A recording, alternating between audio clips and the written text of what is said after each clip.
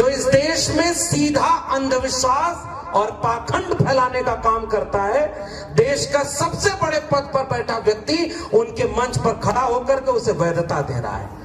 फिर शिक्षा की बात कौन करेगा? फिर डिग्रियों की जरूरत किस बात की है? फिर जो डिग्री पाए हुए लोग हैं और ओरिजिनल डिग्री लिए लोग हैं, उनको रोजगार नहीं मिलेगा, आपकी वैकेंसी नहीं आएगी। जब वैकेंसी आएगी तो पेपर लीक होगा, पेपर लीक होने के बाद आंदोलन करिए। इसी बिहार के गर्दनी बाग में छात्र अभी भी आंदोलन कर रहे हैं कि उनका जो पेपर लीक हो रहा है उनके साथ नौकरी की धांधली है, ये गलत है। फिर ऐसे जरूरत किस बात की होगी कि शिक्षा की अहमियत कौन बताएगा? वहां चंद मुट्ठी भर लोग हैं। ऐसे वक्त में हम शिक्षा की बात करने के लिए इकट्ठा हुए हैं, जब शिक्षा के वजूद पर ही खतरा मंडरा रहा। एक समय था जब लोग अपनी जगह जमीन गिरवी रख करके सरकारी स्कूल में जहां फीस नहीं लगती थी, नाम मात्र की लगती थी, देश गरीब था तो मुफ्त में शिक्षा देता था। देश दुनिया की तीसरी अर्थव्यवस्था सबसे बड़ी बनने का दावा करता हो और शिक्षा को बेच दिया हो। अब जिसकी जेब में पैसा है उसी के बच्चों को अच्छी शिक्षा मिलेगी, और जिसकी जेब में पैसा नहीं है, बिहार में भी एक खबर आई कि 700 सरकारी स्कूलों को बंद किया जाएगा।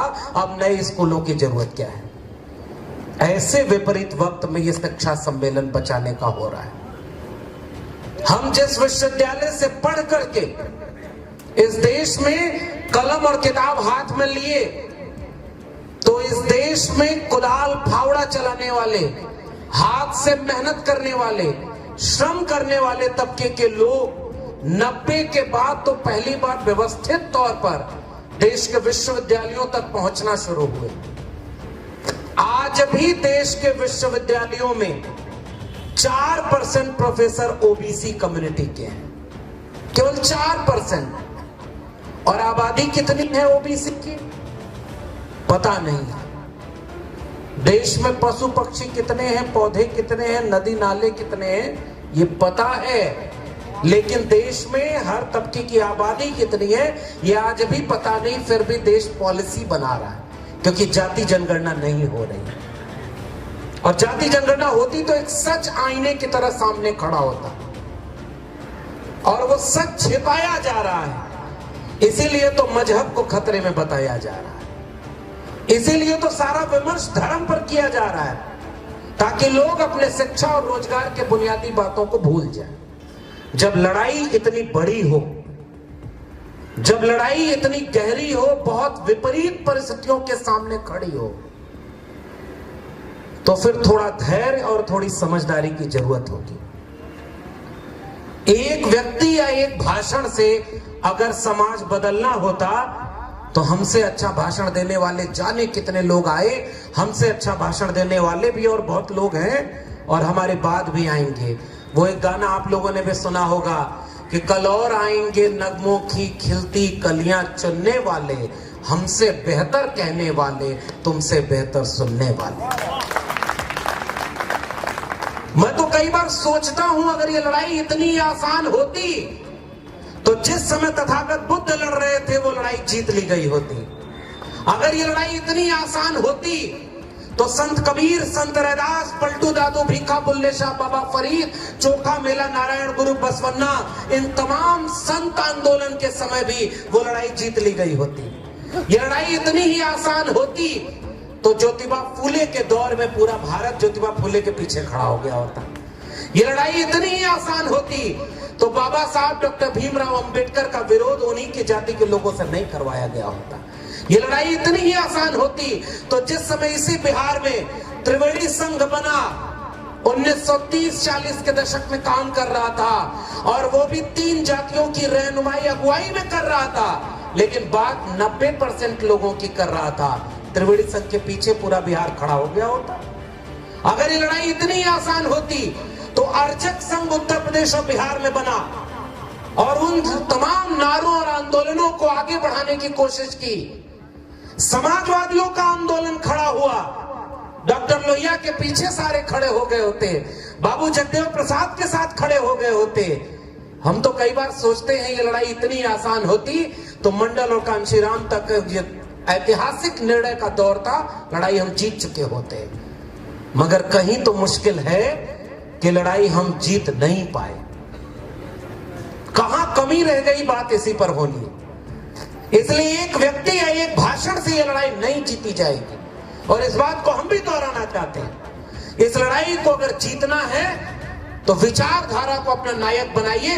व्यक्ति को नायक बनाने का खतरा यह है कि व्यक्ति को या तो कमजोर कर दिया जाएगा, डरा दिया जाएगा, झुका दिया जाएगा, खरीद लिया जाएगा। लेकिन जब विचार केंद्र में होता है तो व्यक्ति की जगह दूसरा व्यक्ति ले लेता है। और उसका एक खतरा यह भी नहीं होता कि बीजेपी और आरएसएस में भी बहुत सारे यादव लोग हैं, लेकिन आप हमको सुनने आए हैं, इसका मतलब हमारी जाति की बात हमारे यहाँ नहीं होने वाली। हम विचारधारा को केंद्र में रखते हैं। जो विचार में हमारे खेमे में है हम उसे ही अपना साथी मानते हैं। बाकी भाई भी अगर दूसरे खेमे में है तो उसको हम अपना वैचारिक साथी नहीं मानते। इसलिए मेरी पहली गुजारिश, बहुत धैर्य और हिम्मत की जरूरत है। हमारे पहले तमाम बहुत गंभीर वक्ताओं ने गंभीरता पूर्वक तमाम बातें कह दी। अगर आप हमें सम्मान देना चाहते हैं तो इन कुछ कपड़ों के, रेशम के कपड़ों से, कुछ फूल मालाओं से या मेरे भाषण की चंद लाइनों पर ताली बजा देने से वो सम्मान मुझे नहीं मिलेगा। सम्मान असली वो है कि ये कार्यक्रम जब खत्म हो तब ये सम्मेलन शुरू हो और गांव-गांव इसकी चर्चा करिए और आने वाले खतरों से समाज को बचाइए। तब जाकर के हमारा सम्मान होगा और तब जाकर के विचार की लड़ाई आगे बढ़ेगी। और इसका खतरा उठाने के लिए थोड़ा धैर्य तो दिखाना पड़ेगा। 4 घंटे अगर कार्यक्रम में बैठना हो तो थोड़ा सा तो हिम्मत होनी चाहिए। अब कोई कथावाचक होता और कहता कि चुपचाप बैठ के सब कथा सुने, जो खड़ा होकर कथा सुना अगले 24 घंटे में कोई बुरी खबर उसको सुनने को मिलेगी, आप तुरंत बैठ जाओगे। वहां तो आप नहीं बोलोगे कि हम तो उन्हीं को सुनने आए। मैं तो अभी आदरणीय उदय प्रताप जी से यही कह रहा था, तो उन्होंने भी कहा कि ब्याह शादी होती है 4 घंटा बैठ करके जो होता है काम समझ में एक भी नहीं आता, डर के मारे चुपचाप बैठे रहोगे।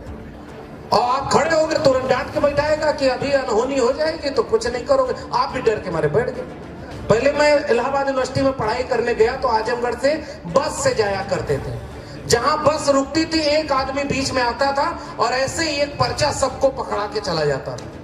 उस पर्चे पर कुछ भी लिखा होता था, ऊपर का था और नीचे लिखा होता था कि इस पर्चे को देख करके कुछ लोगों ने मुफ्त में 1000 पर्चा छपवा कर घर घर बांटा।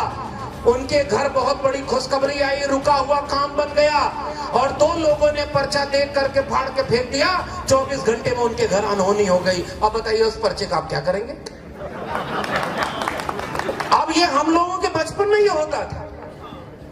धर्म के नाम पर आपकी हिम्मत नहीं खुलती और वैचारिक जगह पर थोड़ा सा भी अगर मन का नहीं हुआ, जितने लोग भाषण दिए मजबूरी में देते हैं, सही बात होना हो तो हमसे पूछिए, हम बताएंगे। क्योंकि अगर एक को भाषण दिलवाया 2 को नहीं दिलवाया तो बाकी दोनों के लिए यही होगा कि बहुत खर्चा हो गया टेंट माइक पर, विचार का तो वह कोई काम ही नहीं हुआ। और जो भाषण दिया वो कहेगा गजब का कार्यक्रम था, अब लगता है कुछ होगा। हमारी नाक लंबी हो गई है, दिल बहुत छोटा हो गया है।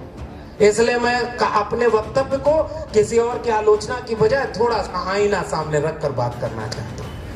आईना जब भी उठाया करो पहले देखा करो फिर दिखाया करो। और हम लोग दूसरे की तरफ आईना दिखा रहे, नहीं साहब कहीं तो कुछ चूक हमसे हो गई। मैं पश्चिम उधर महाराष्ट्र और दक्षिण भारत में जाता हूँ, एक निवेदन बिहार से बहुत उम्मीद है। इतना वैचारिक कार्यक्रम शानदार हुआ, इसलिए अपनी एक दिल की बात साझा करता हूं। जब वहां कार्यक्रम होता है शिक्षा संविधान पर, 2 या 3 लोगों को वो मंच पे बिठाते हैं। एक जो अध्यक्षता कर रहा होता है, एक जो मुख्य वक्ता होता है जिसको पूरा समय देते हैं, और एक संचालक। और कितना भी वरिष्ठ व्यक्ति वो सामने बैठा रहता है, बिना भाषण दिए जाता है, लेकिन खुश होकर जाता है, क्योंकि वहां ट्रेनिंग है कि आंदोलन का कार्यक्रम कैडर की तरह कैसे होता है। हमारे यहाँ मुश्किल ये है कि इतना बड़ा कार्ड पर छपवाया गया, 2-2, 4-4 मिनट नाम लिखा गया, और फिर भी अगर कोई छूट जाएगा कोई, और इसमें से कोई कम सम्मान का तो भागीदार है नहीं। हर व्यक्ति अपनी अहमियत रखता है। हम तो वैसे भी बाहर से आए हैं, आपको तो रहना तो इन्हीं लोगों के साथ है। यहां क्या उत्तर भारत में हम अभी सांस्कृतिक तौर पर इतने मजबूत नहीं हो पाए हैं कि अपनी नाक छोटी और दिल बड़ा कर सके? थोड़ा सा मूल्यांकन करने के लिए मैं ये बात कह रहा हूं। क्या इसके बाद एक मंच और एक भाषण से अगर काम बन जाता तो अभी जितना पोस्टर लगा है वहां जाके देखिएगा, कथा सुनने लाखों की भीड़ जाएगी। और इतना ही अगर अच्छा होता तो ये कार्यक्रम किसी रामलीला मैदान जैसे मैदान में होता और 5,000 10,000 लोग होते, तब हमें लगता कि हाँ ये बड़ा है, इसमें भाषण देने की कोई बात है। आज जरूरत एक लक्ष्मण यादव की नहीं है, हर गांव में एक व्यक्ति हमसे अच्छा समझाने वाला होना चाहिए। पूरा मैदान आपके लिए खाली पड़ा हुआ है। लेकिन सवाल इस बात का है साथियों, व्यक्ति नहीं विचार खतरे में है। हमारी नौकरी खतरे में थी, चली गई, फिर भी शान और शौकत से जिंदा है और पिछले बार की तुलना में ज्यादा तेवर के साथ अपनी बात कहते हैं। हम तो नहीं कहीं गए, लेकिन अब जो संकट सबसे बड़ा है कि आने वाले वक्त में लोगों को नौकरी मिलेगी या नहीं, इसके लिए बचाने कौन आएगा? हम तो एक बात कहना चाहते हैं, बाकी लोग बहुत कम होते हैं जो घर फूंक करके तमाशा देखते हैं। संत कबीर ने किसके लिए लिखा? कबीरा खड़ा बाजार में लिए लुकाठी हाथ, और जो घर जा रो आप ना चलो हमारे साथ। ताली बजा करके अगर आप पीछे अपनी कुर्सी, अपना पद, अपना तमाम तरह की चीजें बचाना चाहते हैं और आप चाहते हैं कि भगत सिंह आपके हिस्से का कोई और बन जाए, अंबेडकर आपके घर में पैदा ना हो, पड़ोसी घर में पैदा हो, और आप उसके बाद शिकायत भी इसी मंच पर आके करेंगे। इसलिए शिकायतें तो बहुत हैं, रास्ता क्या है? रास्ता है हर एक जगह पर ऐसे वैचारिक प्रबोधन, वैचारिक कार्यक्रम अब अपने से आयोजित करें। सड़क चौराहे पर बैठे, हम लोग बैठ के क्या करते हैं? 2-3 काम हमारा पहला है। सबसे पहले अपनी जात बिरादरी और अपने आसपास के जो लाइक माइंडेड लोग हैं उनकी आलोचना पर पहला काम। हमारे नेताओं ने ये गलती कर दी, लेकिन चौराहे पर बैठकर इसका फायदा किसको मिलेगा? और बिना गलती का कोई नेता हो तो बता दीजिए।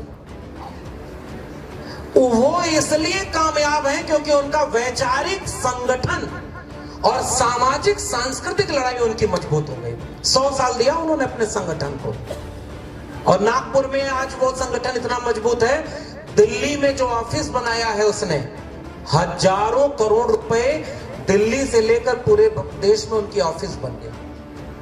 और आपके यहां भी, चाहे वो पॉलिटिकल पार्टी की बात कर रहा हूं, चाहे वो उनके सांस्कृतिक संगठन की, और हम अपने सांस्कृतिक संगठनों को बचा भी नहीं पाए। कहां है बाबू जगदेव प्रसाद का वो संगठन जो उन्होंने शोषित समाज दल नाम से बनाया रहा हो? कर्पूरी ठाकुर, जिनको ये कितना वैचारिक कार्यक्रम है, जितने लोगों को समर्पित है। मेरे हाथ में किताब आई तो इस पूरे सफर में इस किताब को पढ़ गया, और पढ़ते हुए मैं सोचा इस किताब की शुरुआत में एक लाइन लिखी है जिसके नीचे कर्पूरी ठाकुर का एक गीत है। हम सोए वतन को जगाने चले हैं, हम मुर्दा दिलों को जलाने चले हैं, गरीबों को रोटी न देती हुकूमत, जालिमों से लोहा बजाने चले हैं, हमें और ज्यादा न छेड़ो ए जालिम, मिटा देंगे जुल्म के ये सारे नजारे, या मिटने को खुद हम दीवाने चले हैं, हम सोए वतन को जगाने चले हैं। और ये कर्पूरी ठाकुर का नारा लिखा हुआ। चले गए कर्पूरी ठाकुर, और आज लड़ाई कहां है? और आधी बात जो मुझे कहनी थी वो हमारे पूर्व के दोनों वक्ताओं ने कह दी, और रिंकू जी ने कह दिया। इसी किताब में वो गालियां लिखी हुई हैं आरक्षण लागू होने के बाद जो कर्पूरी ठाकुर को दी गई। का आरक्षण कहां से आई? कर्पूरी की मां। और उसके आगे क्या हुआ? और जिसने गाली दी वही सम्मान कर रहा है। अब जरा आईना अपनी तरफ घुमाइए। हमारी थोड़ी सी भी आलोचना कोई कर देता है तो उसके साथ हम बैठना पसंद नहीं करते। थोड़ी सी आलोचना, 10 में 8 बात हमारी एक होती है, 1 या 2 जगह पर हम अगर अलग होते हैं तो हम उसका मुंह देखना पसंद नहीं करते, उसके खिलाफ 4 मोराए उनके खिलाफ बोलते हैं। और वो क्या कर रहा है? MA BA पास करेंगे और कर्पूरिया को बांस करेंगे। जब गाली देना था तो गाली दिया, अपमानित किया, और जब मौका था वोट लेकर के आपस में पिछड़ी जातियों को लड़ाने का, तो देश का सबसे बड़ा सम्मान भारत रत्न दे दिया। चित भी मेरी, पट भी मेरी। अगर राजनीति सीखनी है तो वहां देखिए ना वो कैसे राजनीति कर रहे हैं।